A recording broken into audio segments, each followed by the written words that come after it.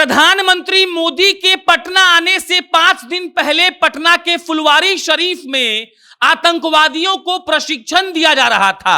जो अतहर और मोहम्मद जलालुद्दीन गिरफ्तार हुए हैं, उन लोगों ने 6 और 7 जुलाई को पटना के फुलवारी शरीफ के नया टोला के अहमद पैलेस में कई युवाओं को बुलाकर प्रशिक्षण दिया था और उन लोगों से रिक्वेस्ट किया था कि आप लोग और लोगों को प्रशिक्षित करिए और हमारी पार्टी से जोड़िए। यूं तो फुलवारी शरीफ में जो अहमद पैलेस है, उसमें जो कमरा था वो पीएफआई का कार्यालय बताया जा रहा है, लेकिन असलियत यह है कि मोहम्मद जलालुद्दीन और अतहर मिलकर युवाओं को ट्रेनिंग दे रहे थे।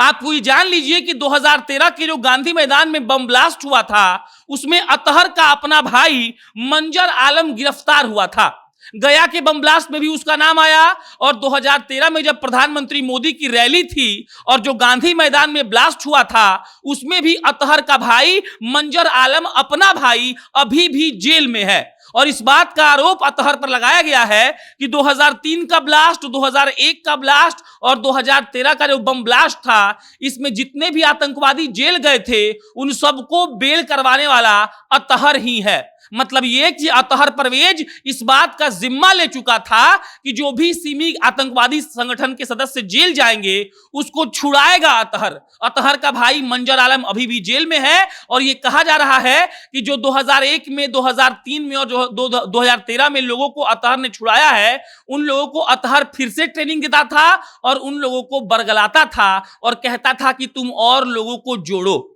मतलब साफ है, मतलब ये कि प्लानिंग ये थी कि कैसे भी लोगों को भड़काया जाए, देश का सांप्रदायिक माहौल खराब किया जाए और सबको एक दूसरे से लड़वा दिया जाए। बहरहाल खबर यह आई है कि गांधी मैदान के बम ब्लास्ट में कई आरोपियों का जो बेलर है वो अतहर परवेज है, जिसको 11 जुलाई को पटना की पुलिस ने फुलवारी शरीफ से अरेस्ट कर लिया। और अब ये खबरें चल रही हैं कि इन लोगों का कोई बहुत बड़ा प्लान था। याद करिए, जब 2013 में गांधी मैदान में नरेंद्र मोदी जी की रैली थी, उस वक्त भी बम ब्लास्ट हुए थे और उसमें जो अतहर परवेज अभी गिरफ्तार हुआ है, उसका अपना भाई मंजर आलम अभी भी उस बम ब्लास्ट की साजिशकर्ता में शामिल था और अभी भी जेल में है। कई लोगों का बेल तो इस अतहर परवेज ने करवा दिया, लेकिन अपने भाई को वो नहीं छुड़वा पाया और लगातार इस बात को लेकर बयानबाजी अब शुरू हो चुकी है। पुलिस वालों को 13 लाख, 21 लाख और 40 लाख के ट्रांजैक्शन का सबूत मिला है। मतलब ये कि इन लोगों को विदेशी फंडिंग हुई है और उसी विदेशी के पैसों का इस्तेमाल ये लोग बेल करवाने में कर रहे थे। ये लोग लगातार उन सारे लोगों को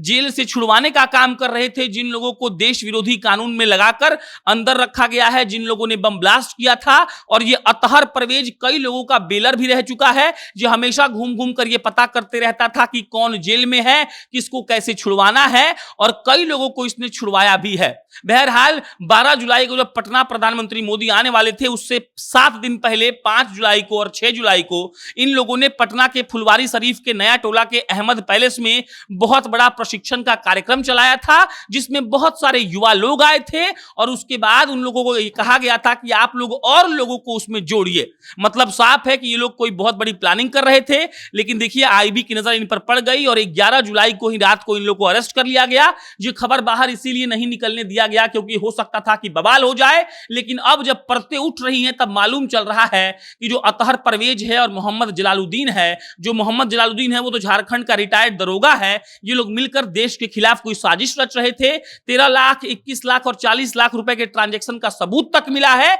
और अब इन लोगों पर नकेल कसी जाएगी और पता लगाया जाएगा कि आखिर ये अतहर सिमी के आतंकवादियों को जेल से क्यों छुड़वाता था, छुड़वाने के बाद वो उनका इस्तेमाल कैसे करता था और अब तक अतहर परवेज ने कितने युवाओं को बरगलाकर आतंकवादी बना दिया है या फिर उनको देश के सांप्रदायिक सौहार्द को खराब करने का जिम्मा दे दिया है। बहरहाल धीरे धीरे खबरें आएंगी और आपको हम बताते रहेंगे। आप जनता नेशन देखते रहिए। मेरा नाम प्रशांत राय है। बहुत बहुत धन्यवाद।